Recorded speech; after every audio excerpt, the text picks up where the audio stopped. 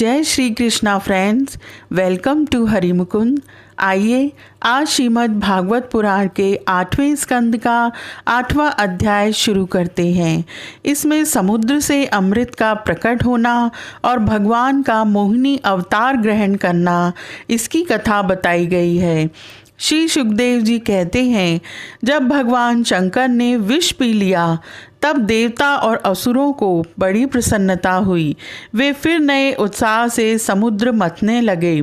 तब समुद्र से कामधेनु प्रकट हुई। वह अग्निहोत्र की सामग्री उत्पन्न करने वाली थी, इसलिए ब्रह्मलोक तक पहुँचाने वाले यज्ञ के लिए उपयोगी पवित्र घी, दूध आदि प्राप्त करने के लिए ब्रह्मवादी ऋषियों ने उसे ग्रहण किया। उसके बाद उच्चई श्रवा नाम का घोड़ा निकला। वह चंद्रमा के समान श्वेत वर्ण का था। बलि ने उसे लेने की इच्छा प्रकट की। इंद्र ने उसे नहीं चाहा, क्योंकि भगवान ने उन्हें पहले से ही सिखा रखा था। तदंतर ऐरावत नाम का श्रेष्ठ हाथी निकला। उसके बड़े बड़े 4 दांत थे, जो उज्ज्वल वर्ण कैलाश की शोभा को भी मात करते थे। तत्पश्चात कौस्तुभ नामक पद्मराग मणि समुद्र से निकली। उस मणि को अपने हृदय पर धारण करने के लिए अजित भगवान ने लेना चाहा।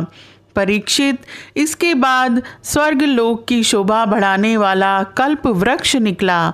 वह याचकों की इच्छाएं उनकी इच्छित वस्तु देकर वैसे ही पूर्ण करता रहता है, जैसे पृथ्वी पर तुम सबकी इच्छाएं पूर्ण करते हो। तत्पश्चात अप्सराएं प्रकट हुईं। वे सुंदर वस्त्रों से सुसज्जित एवं गले में स्वर्ण हार पहने हुए थीं। वे अपनी मनोहर चाल और विलास भरी चितवन से देवताओं को सुख पहुँचाने वाली हुईं। इसके बाद शोभा की मूर्ति स्वयं भगवती लक्ष्मी देवी प्रकट हुई। वे भगवान की नित्य शक्ति हैं। उनकी बिजली के समान चमकीली छटा से दिशाएं जगमगा उठीं। उनके सौंदर्य, औदार्य, यौवन, रूप, रंग और महिमा से सबका चित्त खिंच गया। देवता, असुर, मनुष्य सभी ने चाहा कि ये हमें मिल जाएं। स्वयं इंद्र अपने हाथों उनके बैठने के लिए बड़ा विचित्र आसन ले आए। श्रेष्ठ नदियों ने मूर्तिमान होकर उनके अभिषेक के लिए सोने के घड़ों में भर भर कर पवित्र जल ला दिया। पृथ्वी ने अभिषेक के योग्य सब औषधियाँ दीं। गौओं ने पंचगव्य और वसंत ऋतु ने चैत्र वैशाख में होने वाले सब फूल फल उपस्थित कर दिए।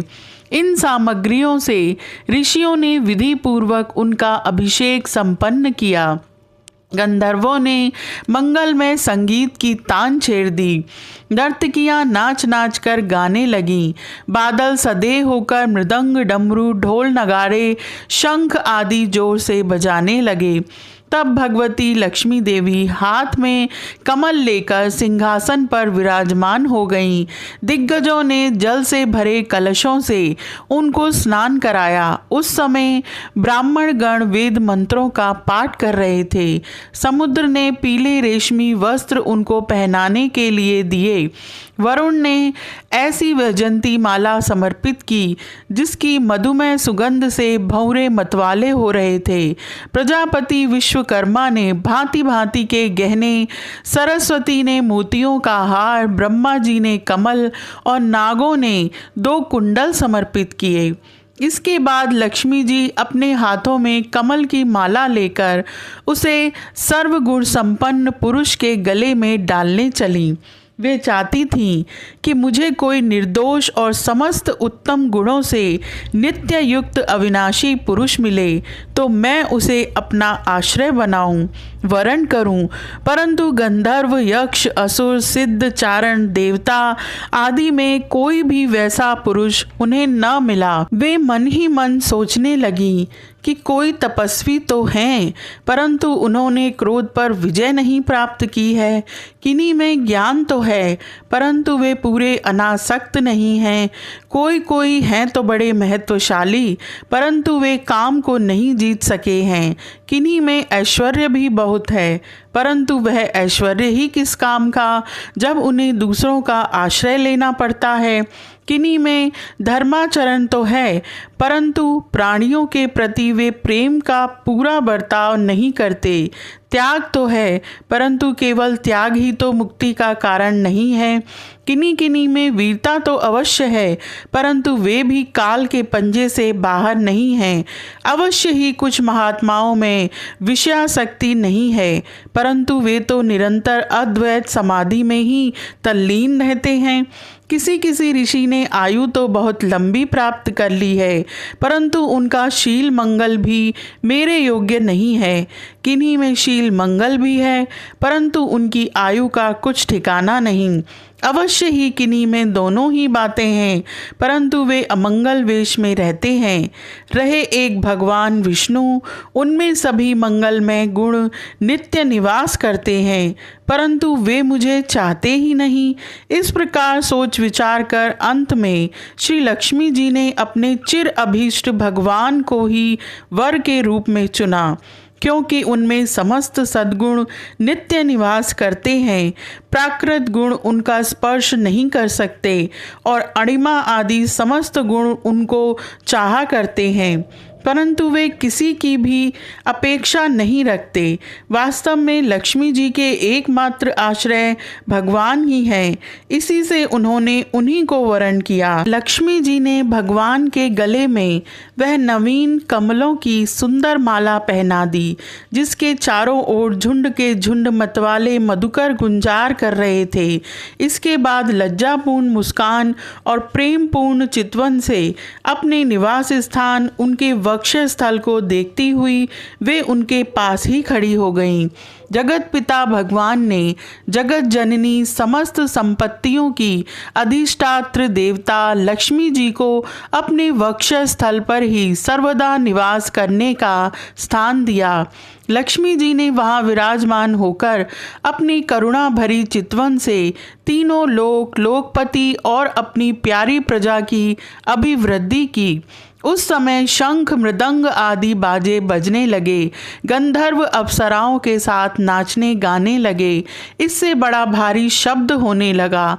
ब्रह्मा रुद्र अंगिरा आदि सब प्रजापति पुष्प वर्षा करते हुए भगवान के गुण स्वरूप और लीला आदि के यथार्थ वर्णन करने वाले मंत्रों से उनकी स्तुति करने लगे। देवता प्रजापति और प्रजा सभी लक्ष्मी जी की कृपा दृष्टि से शील आदि उत्तम गुणों से संपन्न होकर बहुत सुखी हो गए। परीक्षित, इधर जब लक्ष्मी जी ने दैत्य और दानवों की उपेक्षा कर दी, तब वे लोग निर्बल, उद्योग रहित, निर्लज्ज और लोभी हो गए।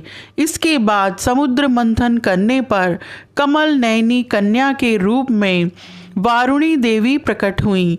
भगवान की अनुमति से दैत्यों ने उसे ले लिया। तदंतर महाराज, देवता और असुरों ने अमृत की इच्छा से जब और भी समुद्र मंथन किया, तब उसमें से एक अत्यंत अलौकिक पुरुष प्रकट हुआ। उसकी भुजाएं लंबी एवं मोटी थीं, उसका गला शंख के समान उतार चढ़ाव वाला था और आँखों में लालिमा थी। शरीर का रंग बड़ा सुंदर सांवला सांवला था। उसके हाथों में कंगन और अमृत से भरा हुआ कलश था। वह साक्षात विष्णु भगवान के अंशांश अवतार थे। वे ही आयुर्वेद के प्रवर्तक और यज्ञ भोक्ता धन्वंतरी के नाम से सुप्रसिद्ध हुए। जब दैत्यों की दृष्टि उन पर तथा उनके हाथ में अमृत से भरे हुए कलश पर पड़ी, तब उन्होंने शीघ्रता से उस अमृत के कलश को छीन लिया।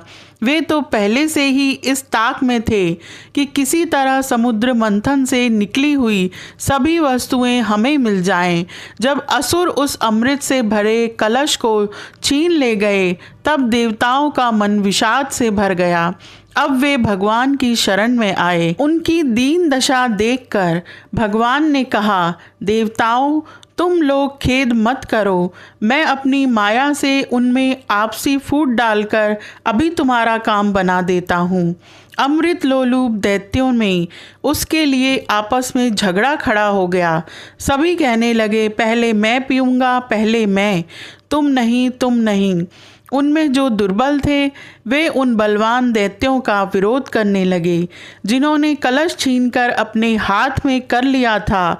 वे ईर्ष्यावश धर्म की दुहाई देकर उनको रोकने और बार बार कहने लगे कि भाई, देवताओं ने भी हमारे बराबर ही परिश्रम किया है, उनको भी यज्ञ भाग के समान इसका भाग मिलना ही चाहिए, यही सनातन धर्म है। इस प्रकार इधर दैत्यों में तू मैं हो रही थी और उधर सभी उपाय जानने वालों के स्वामी चतुर शिरोमणि भगवान ने अत्यंत अद्भुत और अवर्णनीय स्त्री का रूप धारण किया। शरीर का रंग नील कमल के समान श्याम एवं देखने ही योग्य था। अंग प्रत्यंग बड़े ही आकर्षक थे।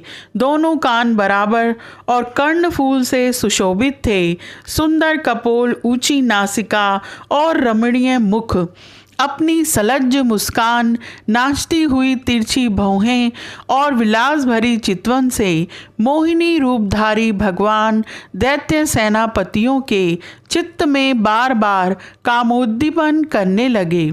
यह अध्याय यहीं समाप्त होता है। आज के लिए इतना ही। Please like, share and subscribe my channel. Thank you.